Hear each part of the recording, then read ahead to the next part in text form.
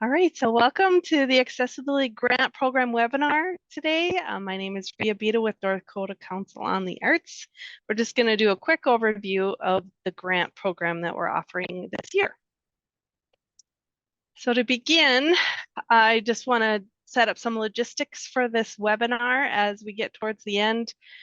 It's good practice because we're working in the field of accessibility. Think radio, right? So when you're speaking, first say who you are and then ask your question.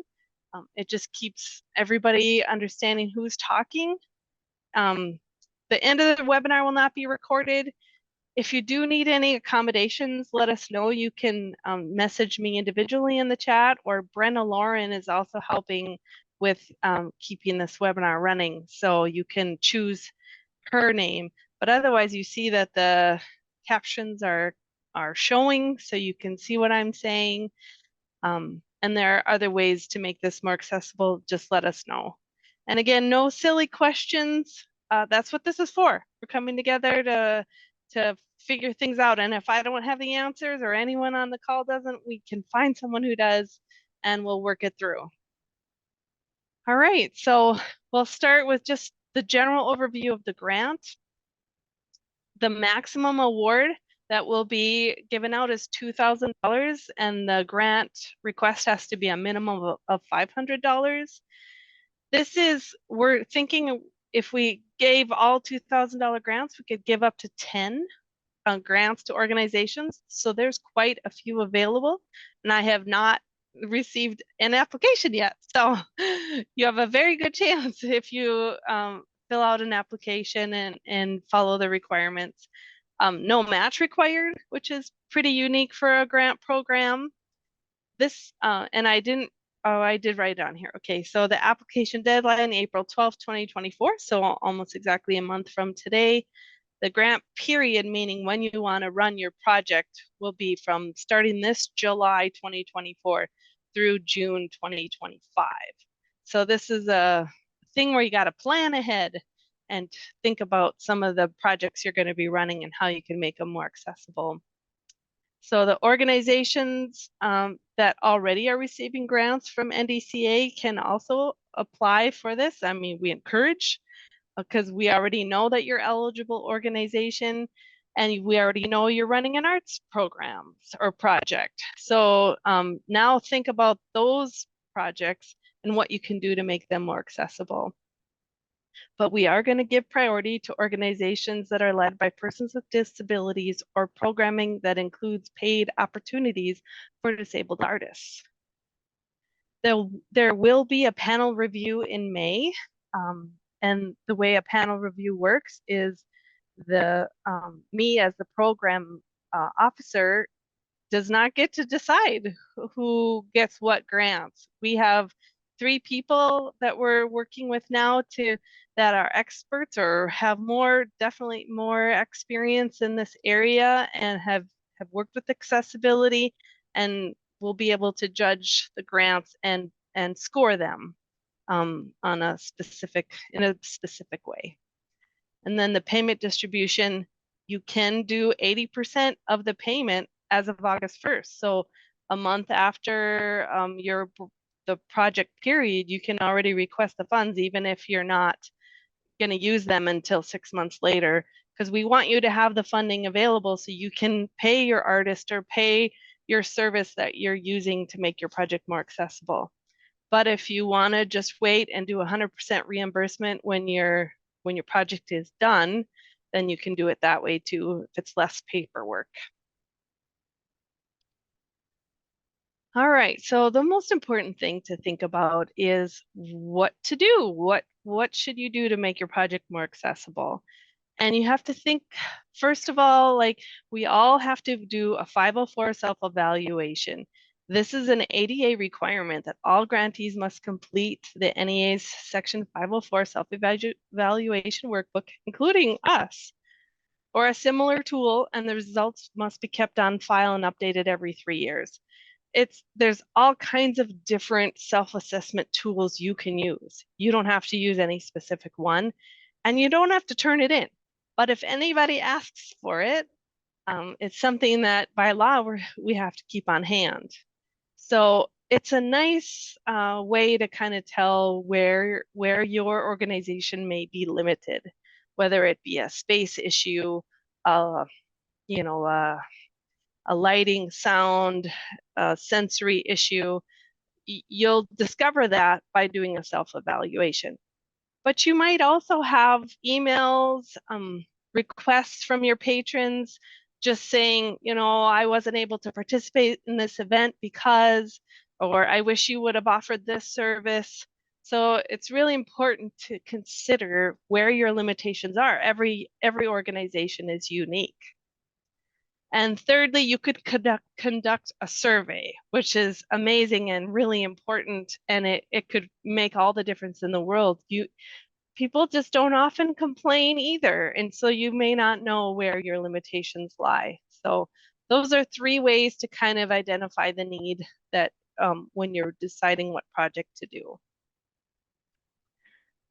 So here are the accessibility considerations. These are all things that the ADA,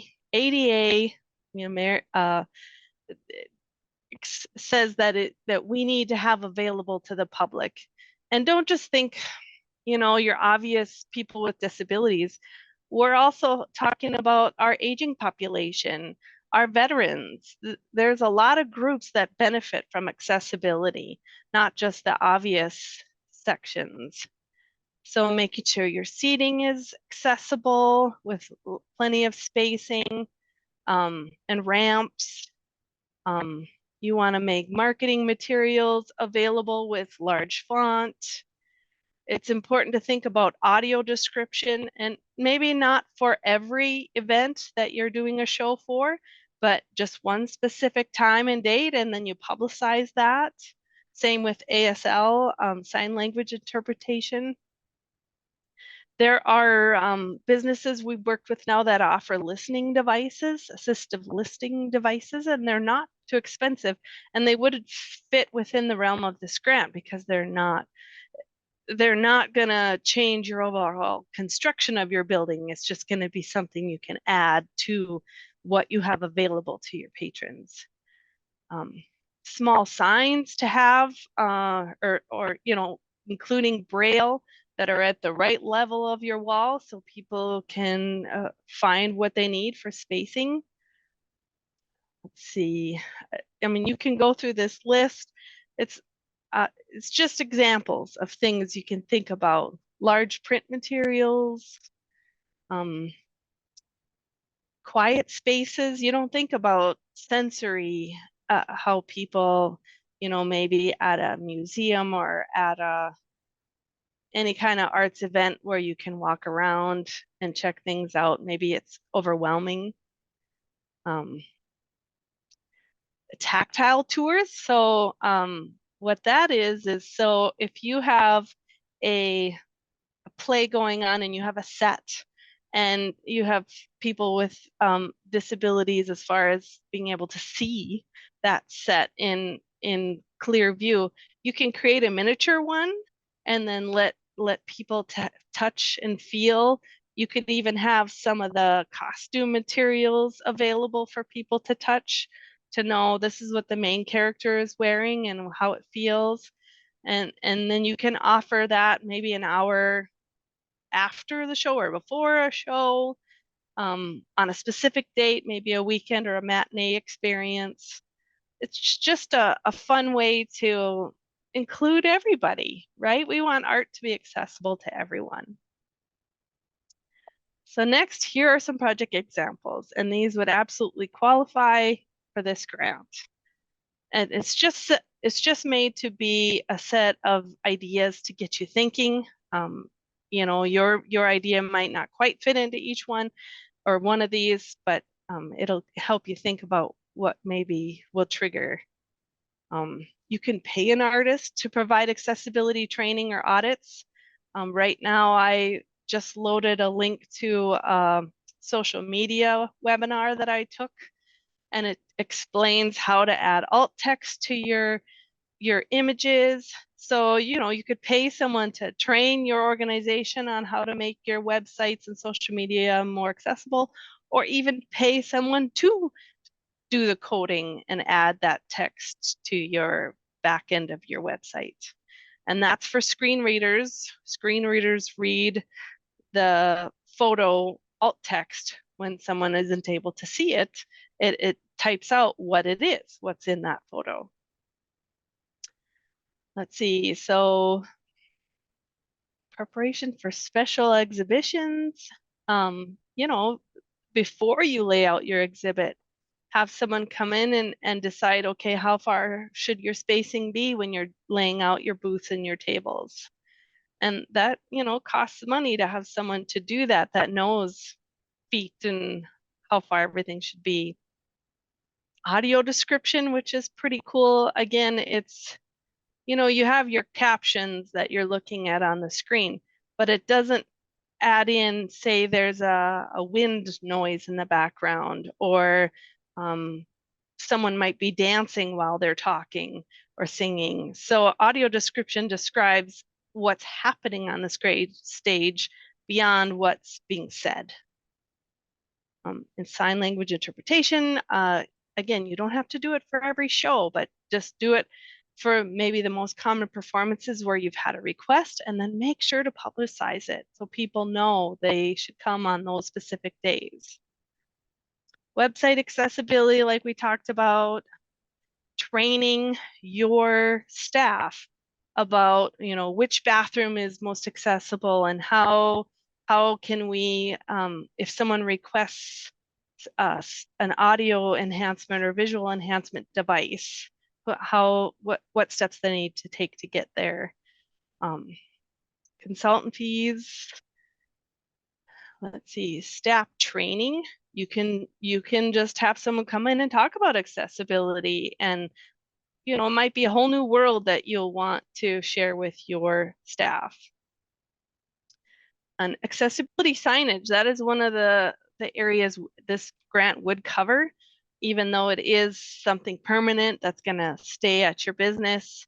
We want to make sure that your signs are at the right height, are in, also have the braille so people can get through.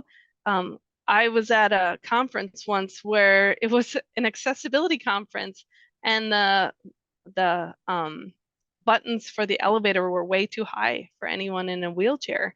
So it was interesting, and they got a lot of flack for that. So it's things you got to think about. Let's see, transportation for your performers with disabilities. We've worked with people here in Bismarck that they need a specific vehicle to get their wheelchair around town. So this grant would pay for that funding. And large print, like we talked about, and other accommodations.